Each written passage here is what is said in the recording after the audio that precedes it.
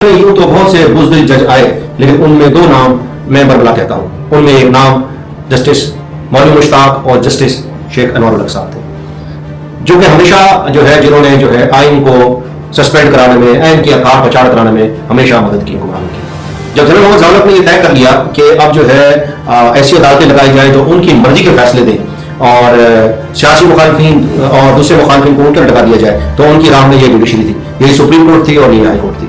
तो इस दौरान जो है उन्होंने ये तय कर लिया कि इस सुप्रीम कोर्ट को खत्म कर दिया जाए, हाई कोर्ट को खत्म कर दिया जाए। लेकिन जाहिर सी बात है, ऐसा जो है एक शख्स की ख्वाहिश हो सकती है, लेकिन दुनिया में ऐसा कुछ नहीं।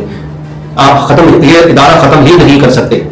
तो ये हमारे जो जस्टिस साहिबान थे, ये फौरन डर गए और उन्होंने एक मसौदा तैयार करना शुरू कर दिया, एक नए आइन का। और ये मसौदा अभी तैयार हो ही रहा था कि उनको जनरल ज़ालक ने बुला लिया अपने पास। तो जब ये गए तो इन्होंने जो है सुप्रीम कोर्ट को बचाने की कोशिश शुरू कर दी। ऐसी सुप्रीम कोर्ट को बचा के क्या करते जो कि इंसाफ ना दे सकती हो और लोगों के लिए जो है ड्यूटी को ना कर सकती हो।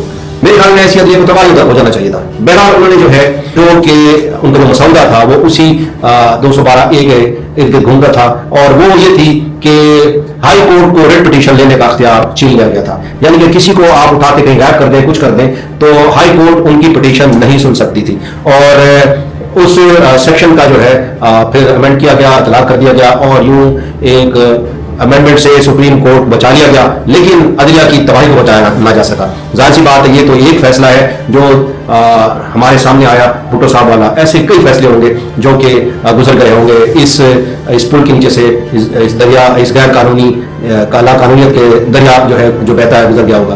तो हमारी इस अदलिया की हिस्ट्री में ये दो ऐसी शख्सियत हैं जो कि अभी साबित हो चुका है कि जब भुट्टो साहब का केस एक अदालती कत्ल था, तो बहुत बड़ा किरदार अदा किया इन दोनों शख्सियात ने।